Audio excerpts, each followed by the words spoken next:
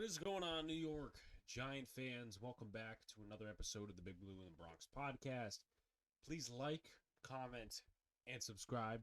Turn on post notifications so you know when a live stream pops video drops. Appreciate y'all coming back. So, I don't have a stand, and this is only a one-time thing. So, with that being said, I got a new mic for my brother for Boys in the Big Apple. That way, it's not just, far away, bad audio, shit like that.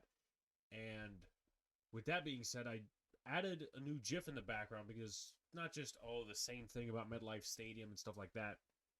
Kind of wanted to do something different. Thank you for the inspiration, Pete Simonetti, because he does this with Twin Bill. He does this with a couple other podcasts.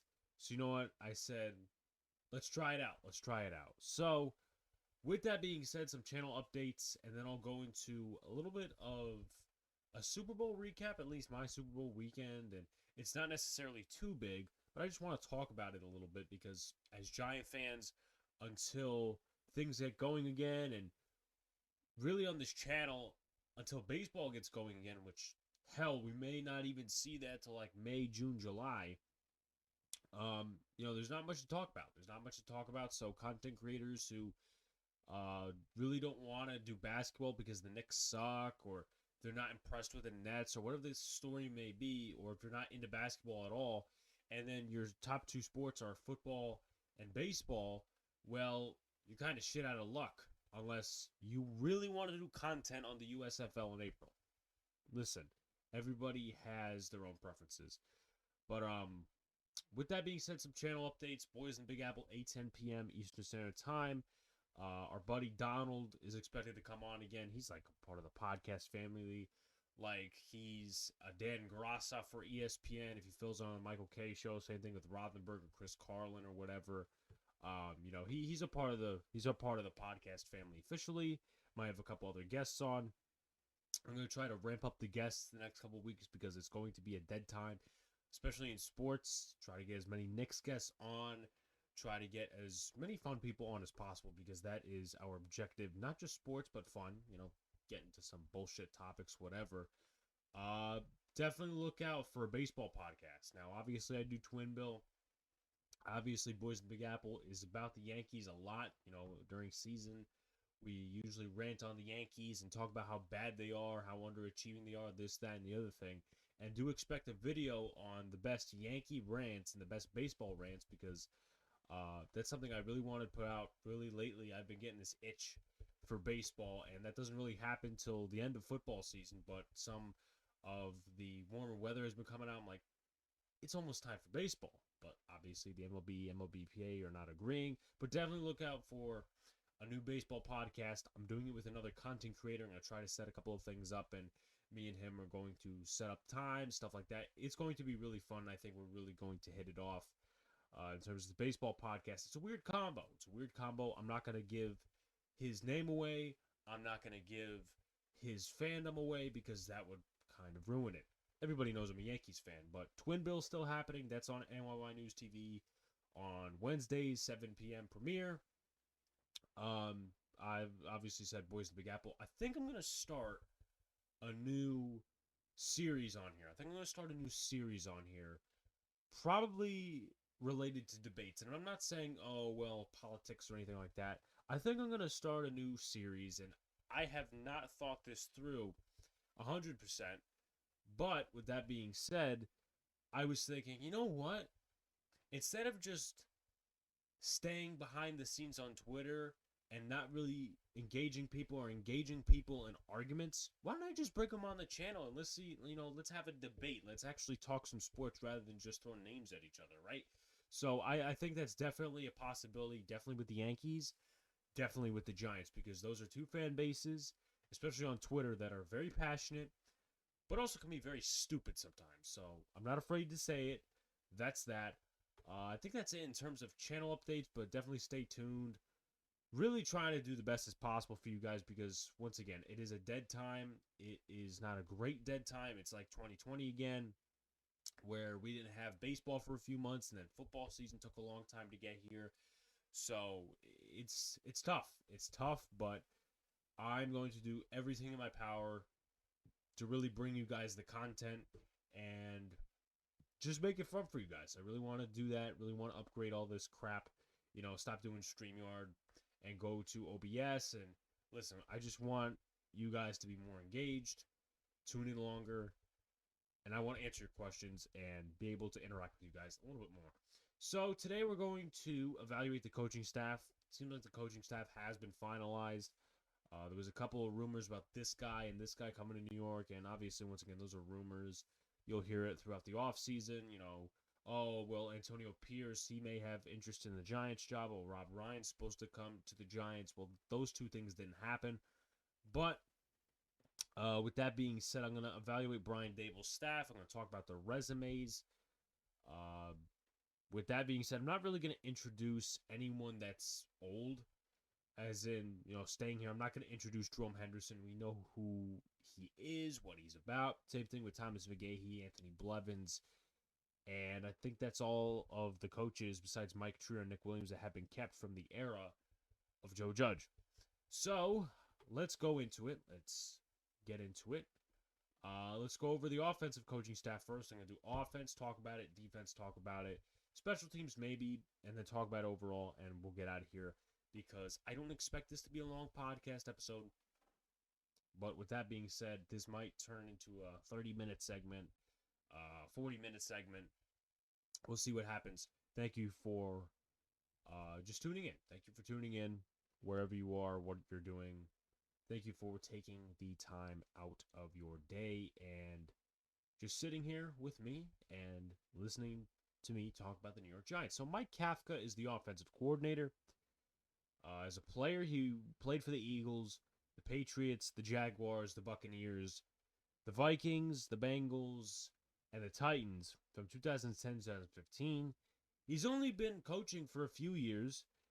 He started in 2016 with the University of Northwestern Wildcats. Same shit, different day. As a graduate assistant in 2016, if I didn't mention that already. Moved up to offensive quality control coach in 2017 with the Kansas City Chiefs. Then Matt Nagy left. Eric Bieniemy was promoted. 2018, 2019 was the quarterbacks coach. 2020 to 2021 was the quarterbacks coach and passing game coordinator. In 2022, he got promoted to offensive coordinator with the New York Giants. So obviously, he did win a Super Bowl as a coach, and he was also a second-team All-Big Ten with Northwestern, where he went to college. So, just an overall thing. I'm going to introduce some offensive stats, some passing offensive stats, and then I'll talk about Mahomes, and we'll keep going on with this and talk about the whole offense at the end, what it looks like, stuff like that. So, passing offense, and I'll start in 2020. I think that'd be the right thing to do. 2020, they had the first best passing offense, and he was the passing game coordinator, so that's where I'm getting these stats. And it's tough. It's really tough to evaluate a position coach properly because, this guy was a wide receivers coach. You have to base it on drops, production, and that's really about it. You can't say, this guy had a run blocking grade of this, this, and this. Some people really don't trust PFF, including myself. But with that being said, the Chiefs had the first best passing offense in 2020. They had the first best total offense. In terms of passing offense, they had about 303.4 yards per game, 415.8 yards per game in total offense. They were fourth in passing touchdowns, 40 overall. In completion percentage, they ranked 11th, 66.7, and then a passer rating of 107.3 overall. They ranked fourth in the National Football League in that statistic. Patrick Mahomes overall, he played 15 games, was hurt one of the games. He was 14-1, 66.3 completion percentage, 38 touchdowns, 6 interceptions. With that being said, highest in yards per game, 316 yards per game. Any other stats to really recap? Not really, because Patrick Mahomes is Patrick Mahomes. They did lose to the Tampa Bay Buccaneers in the Super Bowl, though, so there is something to add on that note. Just putting it out there. 2021, his final year with the Chiefs as the passing game coordinator. His passing offense, obviously, put that in with Eric Bieniemy, but the passing offense ranked fourth. about 281.8 yards per game. The total offense ranked third, 396.8 yards per game. Passing offense, passing touchdowns, really, they ranked sixth in that category, 37 overall. Passing touchdowns, completion percentage, they ranked 12th at 66.4, and then passer rating 10th, 98.1. And then Patrick Mahomes on the season probably made another Pro Bowl. Likely that's going to be a yes. 12-5 as quarterback, 66.3 completion percentage. Actually the same as 2020. So that's interesting. 37 touchdowns and definitely more interceptions. 13 interceptions. He had 12 his second year in the league, really his first year, but it was second year because 2018 and 2017 he only had one game worth of snaps. But yeah, he had a high in terms of interceptions this year, and some can really argue he fucked up in the playoffs by having a really bad second half and throwing an interception in overtime against the Cincinnati Bengals, and we obviously know what happened from there. And I forgot to talk about the Super Bowl. You know what? We'll talk about that at the end. We'll talk about that at the end. So that's overall, that's Mike Kafka. That's the way his offense may look. We'll talk about it at the end of, the offensive evaluation. With that being said, let's move on to quarterbacks coach Shea Tierney. And obviously, if you guys want to find out more about Shea Tierney and basically how, according to Josh Allen, he was the most underpaid staffer for the Buffalo Bills, take a look at a video I did. I think it was a podcast episode, really, I did with Shea Tierney coming to the Giants, and I read that whole article, so check that out, please. I'll probably put it in the description or somewhere. Anyway, with that being said, in 2020, he was promoted to assistant quarterbacks coach. The quarterbacks coach was Ken Dorsey, offensive coordinator Brian Daboll. So I'll pull out Josh Allen's stats. I'll pull out the offensive stats. So the passing offense, they ranked third, 288.8 yards per game. Total offense, they ranked second, 396.4 yards per game. Passing touchdowns, they ranked third, 40 overall. Completion percentage, they ranked fifth, 68.9. And passer rating, they ranked third at 107.5. Josh Allen's stats on that year, that was really his breakout year, and he's turning into a great quarterback every game. He's improving and stuff like that. Really the last two seasons. So credit to Brian Daboll, credit to the Buffalo Bills for really supplying him with the weapons, the offensive line, and the good coaching staff. But with that being said, Josh Allen, completion percentage of 69.2, a dramatic increase, over 10 points from the year prior, and he really wasn't good with completion percentage his first 2 years. He played all 16 games, though. With that being said, 13-3 as a quarterback, 37 touchdowns, 10 interceptions, 4,544 yards. With that being said, not much else to add. 107.2 passer rating, and also looking for yards per game. If I can find it, 284 yards per game and a QBR of 76.6. Then you move to 2021. In terms of passing offense, they were fourth, 281.8 yards per game. Total offense, they were fifth, 381.9 yards per game. They were seventh in passing touchdowns, 36. Completion percentage, they ranked 23rd, 63.4. And then passer rating 16th, 91.3. So Josh Allen, he played all 17 games. So these are purely his stats. 11-6 as a quarterback, 36 touchdowns, 15 interceptions, a 63.3 completion percentage. So probably one of the backups got a few snaps. It was either Davis Webb or Mr. Trubisky. Trubisky, I think, got a couple of snaps in one game. But with that being said, 36-15 touchdown interception ratio, 259.2 yards per game, a passer rating of 92.2, and a quarterback rating of 60.7. So obviously, once again, the Buffalo Bills, they, in my opinion, were better as a team in 2020, but it's not like they weren't good as a team. In 2021, they went 11-6, only 2 less wins, and just overall, both sides clicked. Both sides clicked, especially on offense, because I think in 2020, they took a drop in the rushing game, but that rushing game basically went up. You can argue, percentage on first down and run play percentage, but when they ran the ball, they were efficient.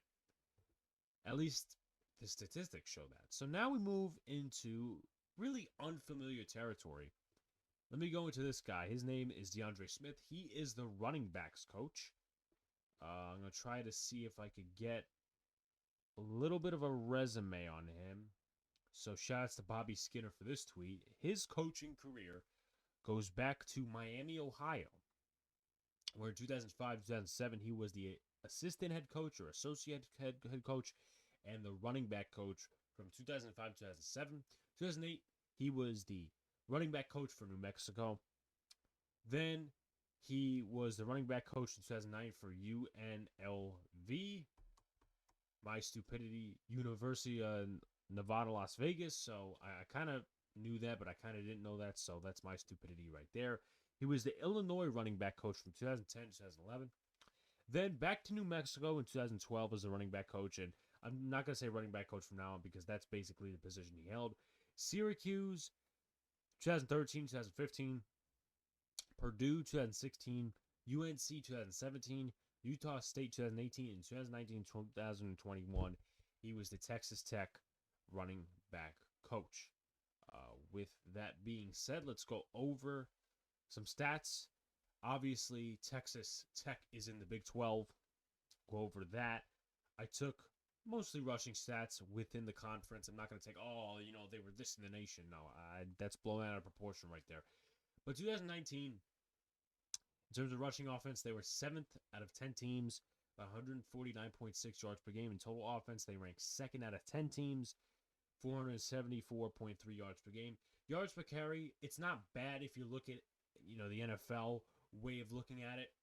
The NFL microscope, 4.4 yards per carry, that's not bad. But in college football, that's not great. 7th out of 10 teams, and then they ranked 8th out of 10 teams with 20 rushing touchdowns. In terms of the running backs, the production there, so Roderick Thompson had 765 yards on the ground, 4.8 yards per carry, 12 touchdowns. Armand Shine had 374 yards, 5.8 yards per carry, 3 touchdowns. And I can't pronounce his name for crap. I apologize. Tazon Henry had 340 yards, 4.5 yards per carry, and 3 touchdowns. So 2020, the pandemic season, the rushing offense ranked 6th out of 10, 162.8 yards per game in terms of the rushing game. Then total offense ranked 4th out of 10, 429.5 yards per game. Yards per carry, once again, not totally bad on the NFL spectrum, but not great in the college spectrum. 7th out of 10 teams with a 4.0 yards per carry. And then rushing touchdowns, they had 15, which ranked 7th out of those 10 teams. And then Sir Roderick Thompson, 610 yards, 5.6 yards per carry, 8 touchdowns. Xavier White, 436 yards on the ground, 7 yards per carry, 2 touchdowns. Then Taj Brooks, 255 yards, 4 touchdowns, and 3.7 yards per carry. So 2021, which was the final year he was there at Texas Tech. With that being said, in terms of the rushing offense, they ranked 8th, 159.1 yards per game.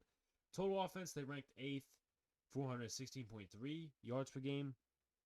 In terms of yards per carry, 7th out of 10 teams, 4.7 yards per carry. It's not bad, once again, in the NFL but when you're in college, you kind of expect a little bit more.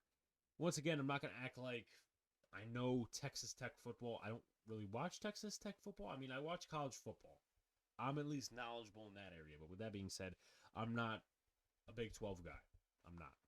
With that being said, rushing touchdowns, they actually ranked first, 30 rushing touchdowns. So I'm going to guess by that certain statistic that they just got in the red zone and punched it in. That's what I'm really looking at here. In terms of the Big 12, other teams they played out of the conference, I'm going to guess they just got in the red zone, punched in with their guys. With their running backs, Taj Brooks had 568 yards, 6.5 yards per carry, and a total of 7 touchdowns. So Roderick Thompson had 500 yards, 4.7 yards per carry, 10 touchdowns, and Xavier White had 310 yards, 3 touchdowns, 4.6 yards per carry. It's going to be interesting because they didn't do this with Rob Sale last year, drafting Elijah Mitchell, but I'm going to be... I can't say actually I would be shocked, but I would not be surprised if one of these running backs, if they are declaring for the draft, if they're going to the combine, whatever, if they're going in the draft overall, I wouldn't be surprised if the Giants picked them. But at the same time, Joe Shane, the new look front office, semi-new look front office is probably going to look for, listen, we're not doing the Joe Judge way anymore, where, okay, familiarity here, blah, blah, blah, blah, blah. No, we're going to look for guys with different skill sets that fit the team, and that way we fit the player. It's a beneficial relationship. So, the next guy, by the name of Mike Groh. He was a former offensive coordinator, for those who don't know. That was with the Philadelphia Eagles. But with that being said, Mike Groh, his full resume, stuff like that, he is 50 years old. So I think he may be the oldest coach on the staff. With that being said, he went to Virginia, so he was a college. When drafted in 96. His position, let me take a look. Can't really look. But yeah, quarterback. So he was a quarterback with the Ravens in 96. Then the Rain Fire in 97, that was NFL Europe. That was in Germany, I believe. With that being said, his coaching career started in 2000 with the New York Jets as an assistant. Goes back to college. Virginia, 2001, 2002 as a wide receivers coach. Then he gets promoted to quarterbacks coach and wide receivers coach. Just quarterbacks coach in 04-05. Offensive coordinator for Virginia 06-08. Then goes to Alabama under Nick Saban, graduate assistant in 2009.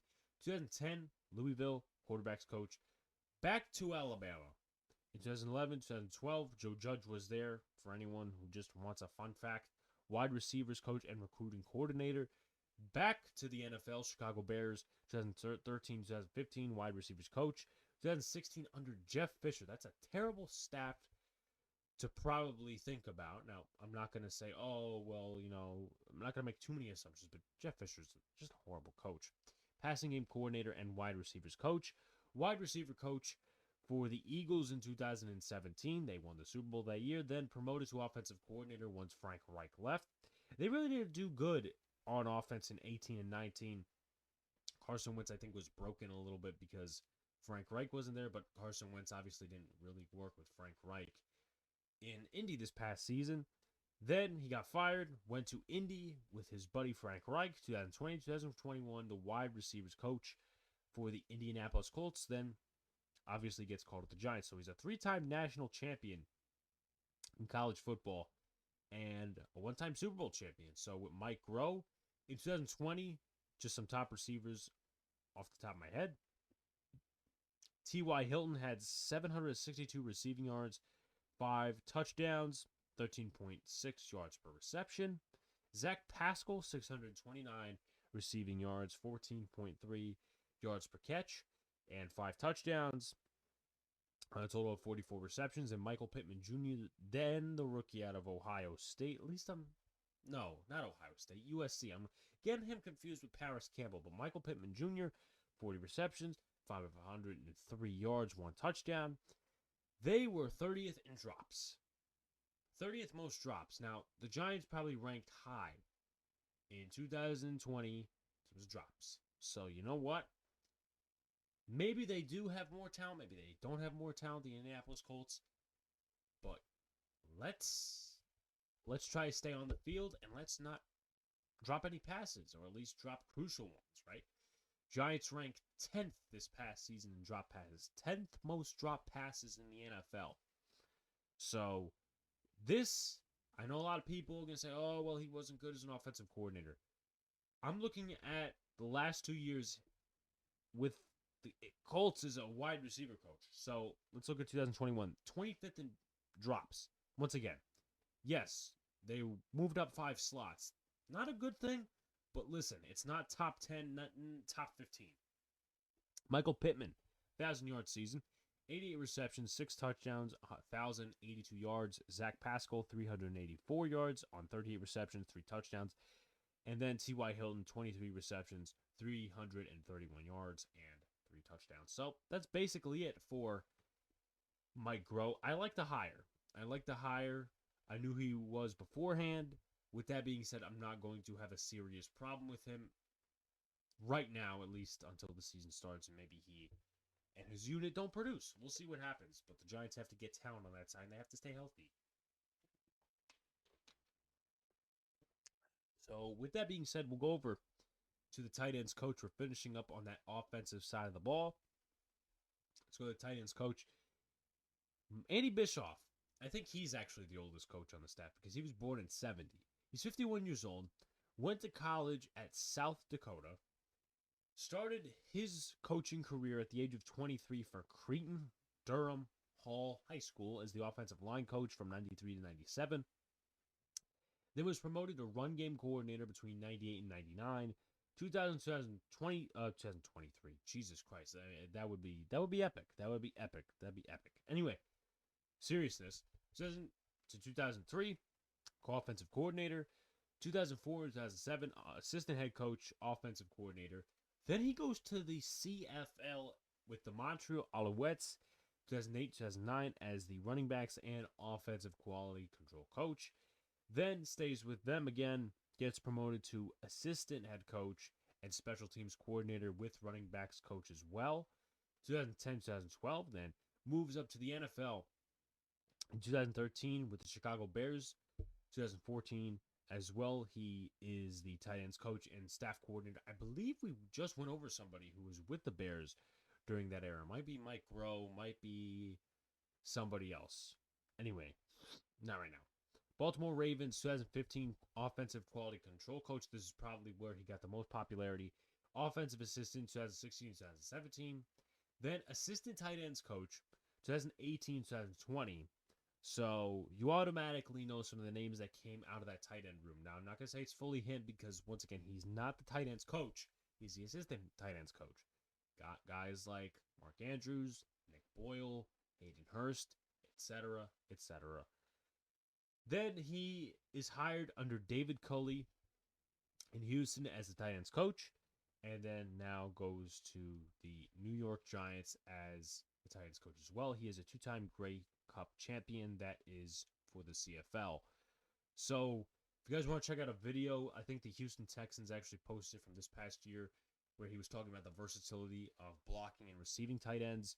In terms of the way his tight ends did in the passing game, they didn't really get the most amount of targets, but with that being said, let's go over it real quickly. Jordan Akins had 24 receptions, 214 yards, and 0 touchdowns on the season, 8.9 yards per catch. I had him on my fantasy team a little bit, but obviously didn't get me shit because he didn't get touchdowns or anything else. With that being said, Brevin Jordan, the rookie out of Miami, 20 receptions, 178 yards, and 3 touchdowns. So, judging by that, I'm going to say he was, when the Texans got in the red zone, he was a target. Now, the Texans were probably the worst offense in the NFL. The Giants were the second worst. So, they likely didn't get to the, they likely didn't get to the red zone a lot. But when they did, it seems like they went to Brevin Jordan and a couple other guys. And then Anthony Auclair had 1 touchdown, 5 receptions, 47 yards. Farrell Brown also caught a couple of passes. I get confused between him and Farrell Cooper, but I know Farrell Cooper's with the Giants. 23 receptions, 171 yards, no touchdown, 7.4 yards per catch. So obviously look up that video. Andy Bischoff with the Texans, he'll probably tell you about, the versatility of Titans. I really like what he said. And I know that's just a first impression. You can't get much off of it. But hey, listen, you learn something new every day, and you just hope that this Giants coaching staff is the real deal this time. So now we go to the offensive line coaches. This will probably finish it up. The offensive side of the football, Bobby Johnson started his career. Actually, let's take a look at his full resume before we look at his Buffalo career, because that would be a little bit biased. He is about 48, 49 years old. Went to Miami, Ohio. He started out at Akron as a grad assistant and defensive line coach, so he has done work on both sides of the football. He had that position between 95 and 98, went back to his college, Miami, Ohio, 99 to 2004 as a tight ends coach and offensive line coach. Then went to Indiana. I can talk. Indiana as the offensive line coach between 05 and 09. Then Buffalo Bills for his first tenure as the assistant offensive line coach, 2010 to 2011. Then Jacksonville, 2012 as the tight ends coach. Detroit Lions, 2013, 2014 as a tight ends coach and assistant offensive line coach. To the Raiders, 2015, 2017. I believe that was under Jack Del Rio as the tight ends coach. Then assistant offensive line coach in 2018 with the Indianapolis Colts. So a lot of people give credit to Chris Ballard for the picks. Obviously, we do know one of the coaches that coached that Colts offensive line, not just Bobby Johnson, but Dave Daguelmo, former Giants offensive line coach. So that was 2018. 2019 goes to the Bills as the offensive line coach till 2021, then moves to the New York Giants in 2022. Apparently his contract was up, and there is reports really out there that say, well, the Buffalo Bills really didn't try to retain him. But just overall, I'm not going to make a fuss and muss about it. In 2019, the Buffalo Bills offensive line gave up the 15th least sacks. They gave up 40 overall. 2020, they gave up 27 sacks. That was the 9th least. And then the second least in 2021, 27 sacks. So obviously that tells one side of the story. That does not tell the running game side of the story. If you want to look that up, look that up. I'm just looking for past purposes, at least right now, because that's the easiest stats you could look at. A, B, we really need help on the offensive line, especially in terms of both sides, but mostly protecting the quarterback. So the next guy is a known guy because of his father, but he's also had somewhat of an accomplished resume. Tony Sparano Jr.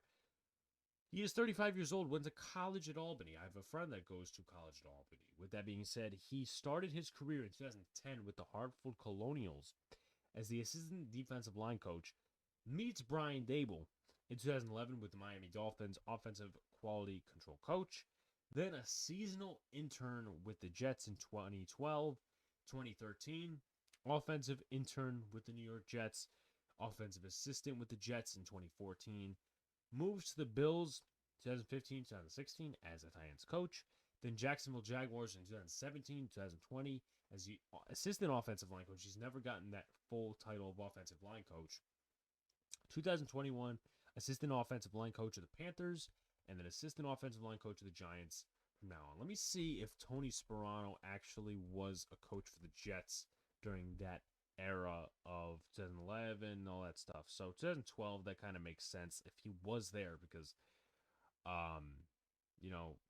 just the scouting intern. Maybe I was thinking nepotism, but I never really want to talk bad on the dead. So rest in peace, Tony Sparano. But with that being said, let's talk about his son, Tony Sparano Jr.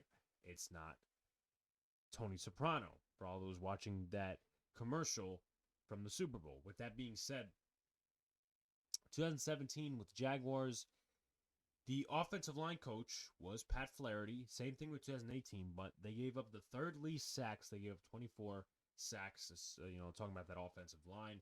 Then they gave up the fourth most, a big jump from 2017, not a good thing. Fourth most, 53 sacks. Then Pat Flaherty was fired. He went to Miami for a little bit, then was fired over there, but George Warhop took over as the offensive line coach. They gave up the 15th most sacks, 42 sacks overall in 2019, 2020. They gave up the 8th most sacks, Warhop still being the offensive line coach, 44 sacks overall. Then you go to the Panthers. Pat Meyer was the offensive line coach. I believe he was fired after the 2021 season. I'm not going to say whether he's a good coach or not, but with that being said, they really didn't have the most talent on that side of the ball. Brady Christensen, 3rd, 4th, 5th round pick. Some of the guys they put on that offensive line is just like, how is that supposed to work again? Anyway, they give the 5th most sacks, 52 sacks overall. Obviously, Sparano comes to the Giants. Pat Meyer was fired, was the head offensive line coach there, etc., etc. So one more guy, and then we'll talk about overall the offensive coaching staff. So Christian Jones, offensive assistant. This isn't like the Joe Judge coaching staff where it's, we'll pull this assistant from college, this assistant, whatever. Christian Jones, 28 years old, so that is a very young coach. Spent the previous 3 seasons in Minnesota. He was the offensive quality control coach for 2 seasons before being named the assistant wide receivers coach in 2021. So maybe there was a connection there. Andre Patterson, which we'll get to, and Christian Jones. Jones began his coaching career in 2017 as an offensive intern at his alma mater, Northwestern. The following season, he was a graduate assistant at the University of Texas and at Northwestern. When he was in college, he caught 128 passes for 1,509 yards and 8 touchdowns in 51 games. So, guessing by that and the position he worked, he was a wide receiver. So, I take a sip and we'll talk about this offensive coaching staff. I think it's going to be really interesting. I do like the diversity to an extent. I'm not going to get too hyped up about this because I'm numb from losing. I'm going to be honest with you guys. I'm not going to say, oh, well, the Giants got this guy and they got this guy, whatever. It's been too many years where the Giants are losing and we get hyped up over this shit. In terms of the offensive coaching staff, there's some good hires. There's some hires you could say, okay, well, I have to see more out of. Shea Tierney, obviously Josh Allen calls him the most underpaid staffer with the Buffalo Bills. I necessarily don't think that's a good thing or a bad thing. Like, a good thing, like, okay, maybe he should get paid more. But in that respect, he's doing more than he should. So there's that. Mike Kafka, yes, he's never been an offensive coordinator before, and I know Brian Daboll is really looking for him to call plays this season because he said he wanted to be the head coach, and that's really what they were gearing towards. With Kafka, he's only been a coach for a few years, but with that being said, former quarterback, there's a lot of former quarterbacks that are offensive line coaches that are quarterbacks coaches and really offensive coordinators who turn out to be really good coaches. Kellen Moore is one of them. Doug Peterson was a good offensive coordinator before head coach. I think Matt Nagy was a good offensive coordinator the year and the year after Peterson left. So there's that. DeAndre Smith, I would like to see what happens. And I'm not going to say, oh, well, this, and this. Because college is a different game. Texas is a different game. Texas Tech, to be specific, with you guys. However, with that being said, not much production from his running backs in terms of like the 10 teams, ranking them. I read the offensive stats, so I'm not going to judge too harshly here. We have to see on the field. I'm not going to judge it. Oh my God, Mike Kafka is a home run higher, this, that, and the other thing. We have to see on the field. That's why I'm not being too excited over this shit. Mike Groh, I like the hire personally because, yes, okay, he wasn't a great offensive coordinator. But you take a look, wide receivers, the last 2 years, listen, it may not be the best talent in the world, but they didn't drop a lot of passes. So there's that. Andy Bischoff, obviously you can't grade him too much on Mark Andrews because that's also tight end coach, not offensive line coach. I keep saying that. Offensive coordinator, stuff like that, and just Mark Andrews being himself, Nick Boyle, Hayden Hurst, stuff like that. So that's going to be a wait and see. I like what he says, though. Once again, we'll have to wait. Bobby Johnson, there was negatives and positives with him coming in. But with that being said, we'll see. Obviously, last 2 years, they haven't given up a lot of sacks on the offensive line. The depth was an issue in Buffalo, but with that being said, giving up 27 sacks and giving up the second least, it's not a bad thing. And then Tony Sparano Jr., his offensive lines that he coached as an assistant have not been too good. And listen, once again, you can't judge a position coach solely on this, and this. There's a lot of different things that really mold into it. But Sparano, we'll see what happens. Obviously, his father was a good coach of the offense and the offensive line. Can he be the same? Can he be half of that with the New York Giants? It's going to be interesting because the Giants are definitely taking offensive linemen. And if they play competent, Tony Sparano might get a promotion somewhere else. You might say with the Giants. Christian Jones is an offensive assistant role, but it's not where they're hiring 7 different offensive assistants because they don't know how to adjust to the NFL game. Let's talk about the defense here. Obviously, Don Martindale. I'm going to take a look at the doc I wrote up for him. Actually, you know what? I've gone over him several times as a candidate. I'm not going to go over him too much. I'm just going to run it down. Obviously, I love the hire at defensive coordinator. He was my top guy, despite Vic Fangio really being a strong candidate for the job, even though the Giants really never interviewed him. With that being said, loves his DBs. Really is not a sack guy. He's more for pressure percentage, scaring the shit out of the quarterback. And in this era, this day and age, you need to work on both sides, the secondary and the front end. So with that being said, hopefully it works. He's got a track record other than 2021 of really putting it together as a defensive coordinator, really getting the most out of his guys. So I'm really excited. I really am for Don Martindale and his defense. And this one is probably one of the better hires the Giants have made. That's Andre Patterson.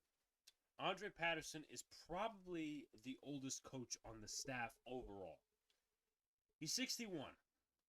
Obviously, the Giants had Burton Burns as their annual old guy. He went to Montana in terms of college. Worked as a grad assistant for Montana in 82, so he was 22 when he started his coaching career in 82. Then assistant coach at Renton High School between 83 and 86.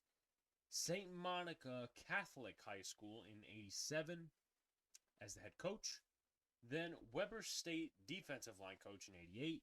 Defensive coordinator of Western Michigan in 89.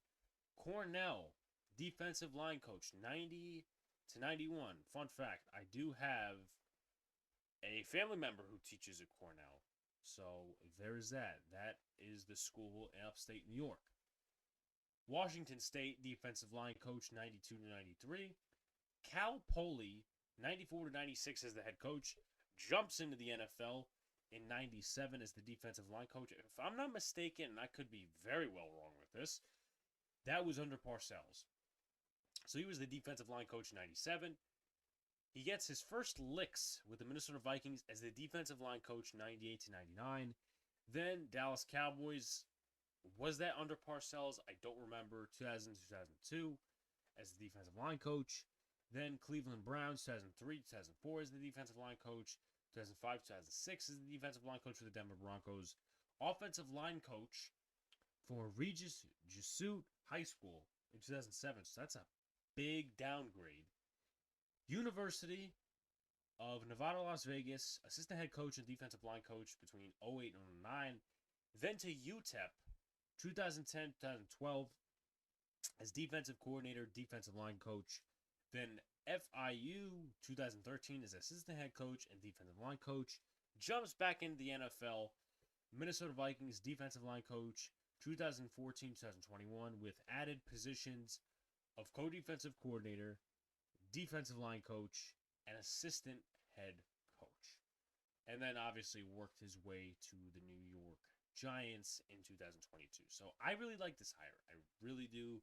That's not me just blowing smoke up somebody's ass. I really do like the hire. Now, you can judge, obviously, their defense, he was a co-defensive coordinator for the Vikings the last 2 seasons. I'm not going to stare into that totally like others would because Adam Zimmer was mainly the defensive coordinator from what I heard, and Mike Zimmer was the head coach. So you're probably going to just draw the conclusion that Mike Zimmer was the defensive coordinator along with his son, and then Andre Patterson had some words in there as well. I'm going to try to get the rankings of the defenses. The last 2 years obviously wasn't great. So 2020, the Vikings, they ranked 27th overall. Against the pass, they ranked, 28, 27.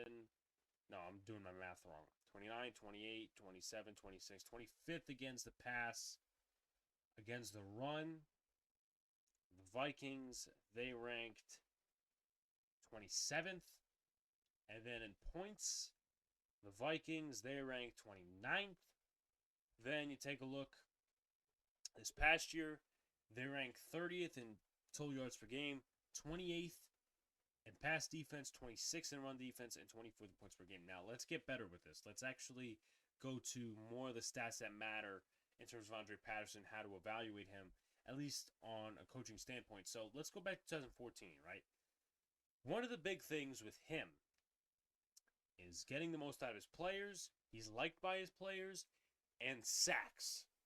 I'll mention something that really connects the two and how the Giants could be a good defense from 2022 to until they just blow up and really just fall off the cliff. If they even get on the cliff to fucking begin with. But with that being said, 2014, Everson Griffin had 12 sacks, and he was on the defensive line. Tom Johnson had 6.5, Sharif Floyd 4.5, same with Brian Robeson. No Pro Bowlers. Vikings went 7-9, but the Vikings ranked 12th in sacks, 41 sacks overall. 2015, they ranked 8th in sacks, 43 sacks overall. Let's see if there's any Pro Bowlers on that defensive line. Everson Griffin. Anthony Barr, that's not really his repertoire because that's not defensive line. But 2015, in terms of sacks, Everson Griffin, 10.5. Danielle Hunter, 6. Tom Johnson, 5.5. Brian Robeson, 5. 2016. Let's go to that. 2016, they ranked 5th in sacks, 41 sacks overall. Do they have any Pro Bowlers? They had 6. Everson Griffin, Linval Joseph, former Giant right there, 2016. Let's take a look. Danielle Hunter, 12.5 sacks, 13.5 tackles for a loss. Everson Griffin, 8 sacks. Brian Robeson, 7.5. Linval Joseph, 4. 10.5 tackles for a loss for Brian Robeson. And I believe at the time that was an aging veteran. So, you know what? Creds to Andre Patterson, 2017. Ranked 18th in sacks. So, big drop there. 37 sacks overall. But with that being said, let's see if they got anybody in the double digits in terms of sacks. Well, obviously, they did better than the Giants. We all know that. Everson Griffin, 13 sacks. 16.5 tackles for loss. Danielle Hunter, 7 sacks. 11 tackles for loss.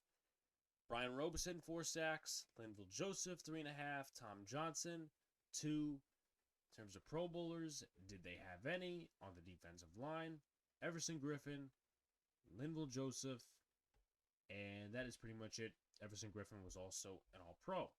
2018, one of their bigger years in terms of sacks. Let me just try to get on point with this one. 2018. So, 4th. They ranked 4th in sacks. 50 sacks overall. Do they have any Pro Bowlers? Danielle Hunter was an All-Pro and a Pro Bowl. With that being said, let's take a look at the sack leaders. 14.5 for Danielle Hunter. 21.5 tackles for loss. Everson Griffin, 5.5 sacks. 6.5 tackles for loss. Sheldon Richardson, 4.5 sacks. Tom Johnson, 4.5 sacks as well. Any Pro Bowlers? Already mentioned that. 2019.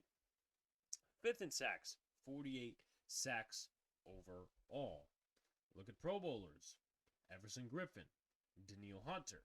So there's that. Add that to the equation. Let's take a look at their sack numbers. Danielle Hunter, 14.5 sacks.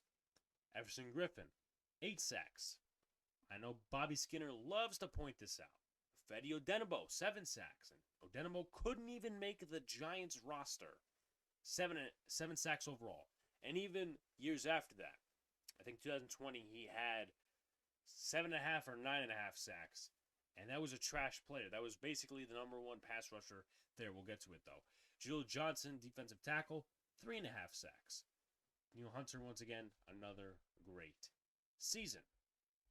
2020, 5th least sacks, 23 sacks overall. So obviously, I think they lost Danielle Hunter for the year, and Everson Griffin went over to the Cowboys, if I'm not mistaken, or he went to the Lions. He went to one of those teams. No Pro Bowlers, no surprise there. Obviously, I mentioned the defensive rankings. 2020, let's take a look at the sack leaders. Yannick Ngakoue, 5 sacks. Ofedi Odenigbo, 3.5 sacks. And then DJ Wanham, 3 sacks, with also Jaleel Johnson, 1.5, and Hercules Matafa, 2.5. James Lynch with 1. So obviously not a great year, but they bounced back despite the horrible defense in 2021. Second most, 51 sacks for the Minnesota defense. Any Pro Bowlers? Surprisingly not. Surprisingly not. But let's take a look at the sack numbers once again. DJ Wanham, 8. Danielle Hunter, 6. Everson Griffin, 5. He comes back. Armon Watts, 5. Michael Pierce from the Ravens, 3. Dalvin Tomlinson, 2.5. Sheldon Richardson, 2.5. Kenny Willekes, 2.5. That's pretty much it. So, what is my point about Andre Patterson, Don Martindale? You have 2 plus 2 equals 4. That's what I'm trying to say. You have 2 plus 2 equals 4. And it's not really equals, but they're good in their own craft, right? So Don Martindale, he's like, okay, listen, I like my good DBs. I really don't believe sacks are that important of a stat. I like pressuring the quarterback. Done deal, okay? So he likes pressuring the quarterback, blitzing, being aggressive. Then you have Andre Patterson. Despite not having good back ends, at least for the last couple of years in Minnesota, a lot of good sack numbers in his coaching career. Now, obviously, once again, co-defensive coordinator the last 2 years, but defensive line. You would have to say that he helped with the development of Danielle Hunter, Everson Griffin, some of the other guys on that defensive line. That should not be ignored. And I know a lot of people on social media were pulling for this guy once he got hired by the Giants. So this is one of the more optimistic moves, one of the more optimistic hires, you could say. So one guy does one thing, one guy does the other thing. Those two come together, and listen, we might have a pretty good defense next year. I'm not going to go any further than that.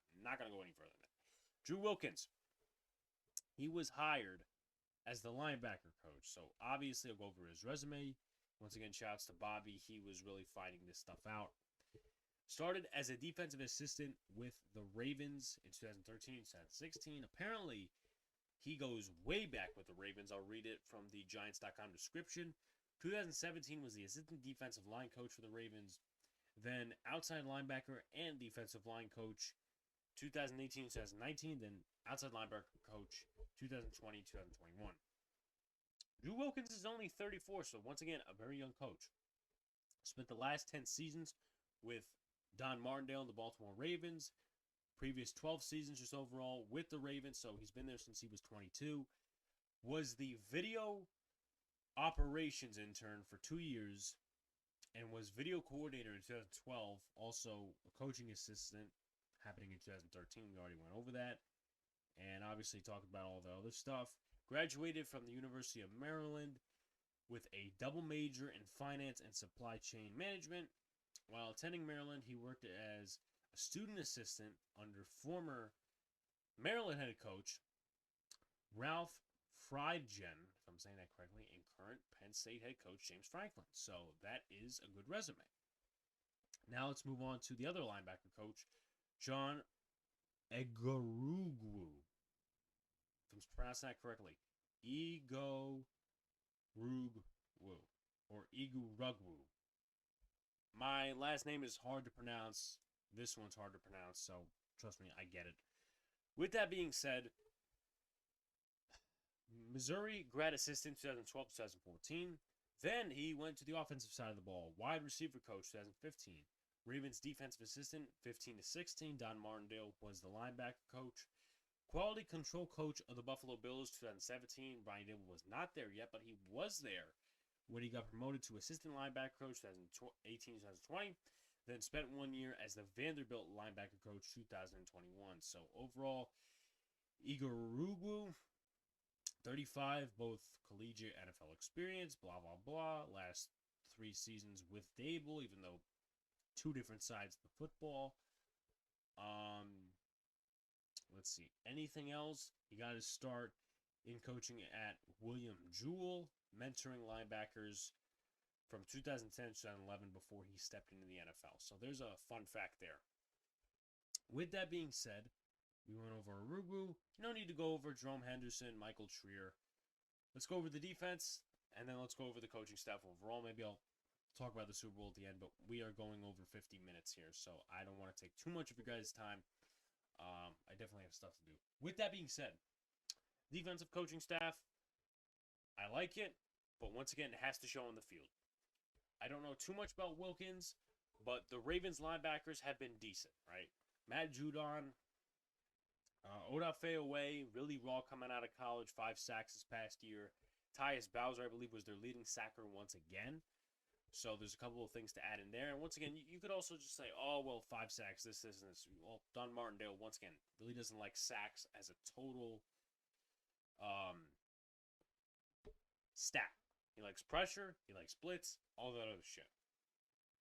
And probably a lot of players don't want to play for Martindale, not because he's aggressive, but because he doesn't like the sack stat, and because a lot of his linebackers really don't get a lot of sacks.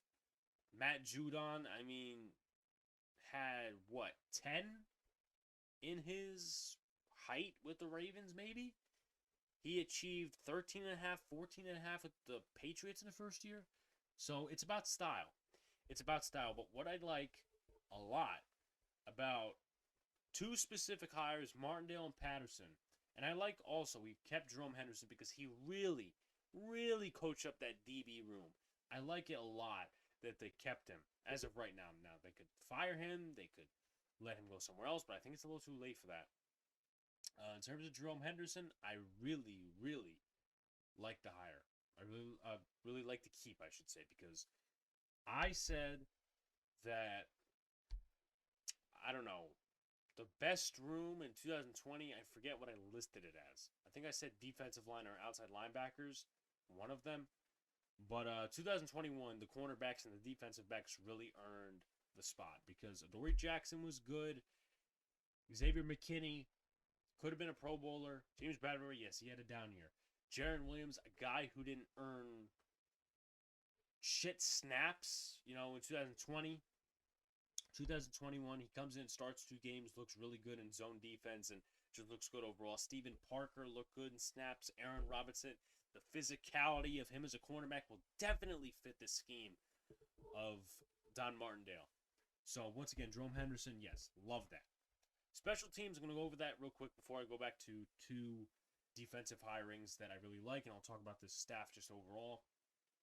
Thomas McGahee, I know a lot of people were down on him. I personally think that Joe Judge had a lot of impact on the special teams because there was a report, I think Lawrence Tynes said it or someone else said it, that he wouldn't let his coaches coach, and that's not a good thing, obviously. But McGahee, the first 2 years he was here under Shermer, that special teams, the coverage, the kickers, the punters, they were just blossoming. And then Joe Judge comes in. Yes, Graham Gano is Graham Gano, but Riley Dixon sucks. The coverage sucks. So, good that McGahee has another chance. A lot of the Giants players do like him. And hopefully they'll play for him. Anthony Blevins does stay. I know he was assistant DB coach or assistant linebacker coach last 2 years. And then we keep Nick Williams as well. But back to the defensive coaches, there are 2 I really like, Martindale and Patterson. You have one does one thing, one does the other thing. That could be really good for the defense. One guy is really established in terms of defensive line and sacks. Maybe Dexter Lawrence does something. Leonard Williams, Austin Johnson. Maybe we draft another defensive line, which I think we need to. They Don Martindale. I'm not all about sacks, but I like to pressure the quarterback. I like a strong secondary.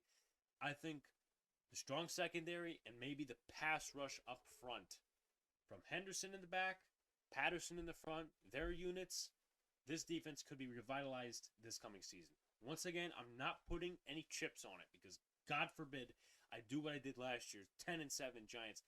They fucking get not even half of that. Anyway, offensive coaching staff, just the coaching staff overall before we get out of here. I think I'll discuss my Super Bowl thing on the Boys Big Apple podcast because I don't want to bore the shit out of you guys.